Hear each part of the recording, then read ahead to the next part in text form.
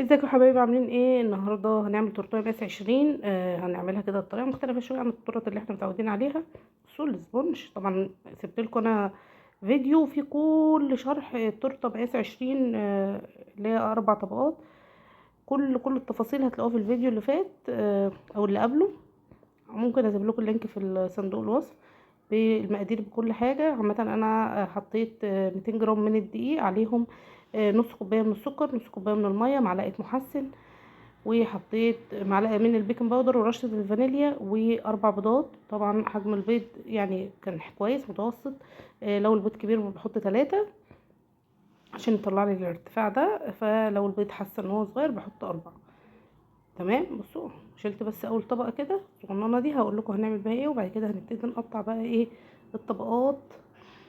زي ما انتم شايفين ده اول طبقه، او تاني طبقه، تالت طبقه، رابع طبقه، ودي الخامسه. تمام. اللي بقى الفرفتة بتاعت الكيك كده، وهنبتدي نجيب البورد بتاعتنا وهنشتغل ان شاء الله كده. هوريكم هنعمل ايه. انا ضربت الكريمه اللي بشتغل بيها اليومين دول، عشان هاي كواليتي مش موجوده، وكواليتي الصار مش موجوده، فموجود اللي هي السوبر ستار اللي هي اللباني عامله تقريبا 320. فهي دي اللي انا شغاله بيها اليومين دول. عملت طبقات كده زي ما انتم شايفين اهو. بصوا طبعا الاخرام اللي بتبقى في السبونج دي يا اما محسن زياده، واحنا قلنا الكلام ده، يا اما هي مش متقلبه كويس واحنا بنصبها في القالب.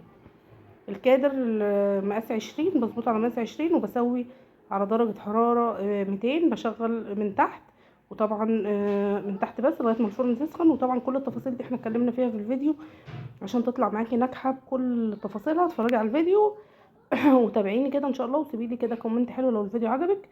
عملنا طبقات وقفلنا كده ال4 طبقات دي من الفانيليا والكريمه. لازم اقفل كده لما اكون هعمل تورتايه تكون داخلها لون من فوق او لون قوي يعني.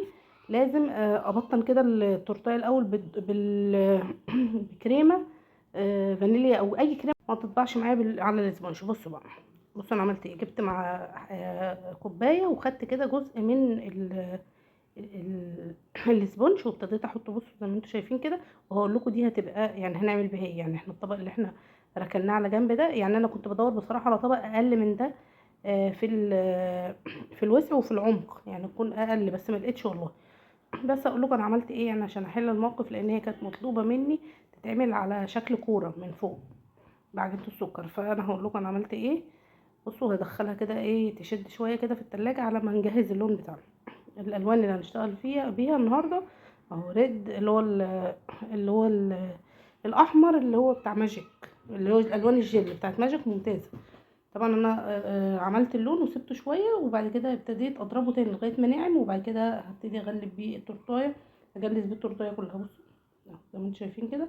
طبعا انا حطيت الاول التورتايه تشد في التلاجة شويه، يعني سبتها ترتاح شويه بالكريمه البيضه اللي احنا كنا حاطينها، التجليسه اللي هي الخفيفه اللي بنلم بيها فرفته الكيك، وفي نفس الوقت تبقى عازل بين السبونج والدرجه الحمراء دي، لان احنا لو ما عملناش كده هتلاقي السبونج نفسه بقى لونه احمر، الكيك نفسه من جوه بقى لونه احمر، هيبقى صعب قوي في الاكل، فاهمني؟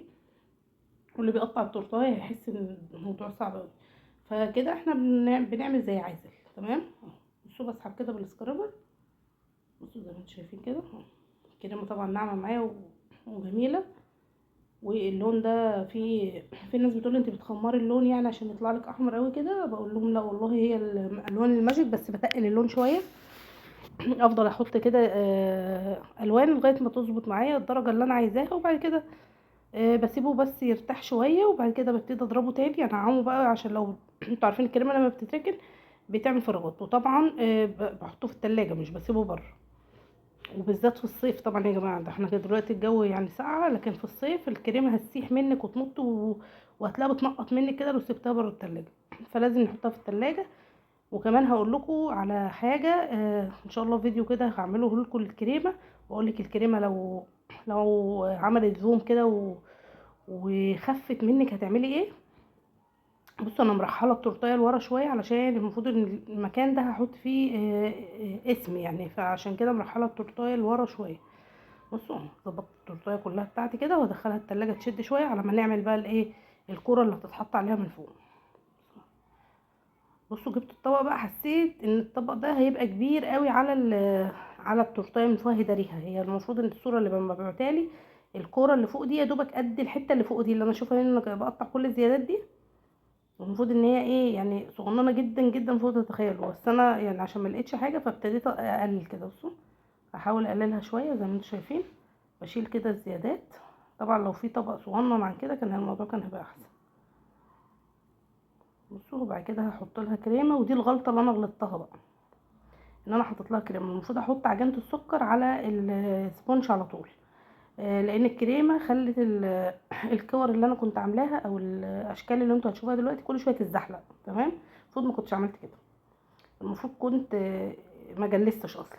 تمام، كنت حطيتها على التورتايه وشلت التجليس ويا دوبك حطيت. بصوا انا فردت كده ايه اشكال بالكور، عملتها زي الكوره اللي احنا بتاعت اللي بتبقى الكوره العاديه بتبقى فيها اسود وابيض كده.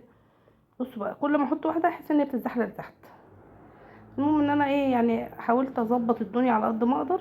بس هو لو انت هتعملي نفس الشكل ده ما تحاوليش تحطي كريمه من تحت عجينه السكر، هتتزحلق منك وكل شويه هتلاقيها بتقع منك. المهم يعني انا ايه جبت بقى الكوره دي وحطيتها. بصوا لو خدتوا بالكم هتلاقي عامله زي فراغات كده. اظبطها ودخلتها التلاجة تشد شويه، بس ايه يعني دي بس خلاص كنت عملت يعني مش هينفع ان انا اعمل اي حاجه تاني. المهم جبت كريمه تاني وضربتها وحطيت اللون الاخضر اللي هو بتاع النجيله ده، وجبت القمع اللي هو بتاع النجيله. عارفين القمع بتاع النجيله اللي بيبقى فيه خرام كتير ده؟ هو ده عملت بيه كده زي نجيله كده حوالين الكوره، وحطيت رقم 28 وكتبت بصوا هي على فكره التورته كانت جايه نفس الشكل كده بالظبط، والله ما فيها تغيير اي حاجه غير ان الكوره بس يعني صغيره شويه عن كده. يعني المكان اللي هو مكتوب فيه الاسم كان يعني تحس انه كان براحته كده شويه الاسم، لكن انا حاسه ان هو على الاطراف شويه.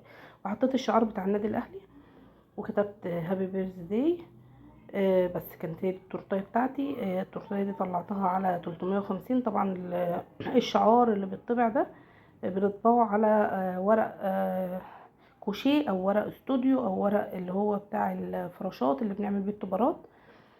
من اي مكان بيبقى عنده تصوير الوان. وبعد كده وريتكم انا بنغلفه ازاي لو مفيش تغليف. بنغلفه ببلاستر، بنحط كده زي بلاستر كده علشان يبقى عازل عن الكريمه، علشان الورقه دي ما تكرمش معاكي وتضايقك. يا رب الفيديو يكون عجبكم واستفدتوا منه، ومتنسونوش في اللايك، وشكرا لكم.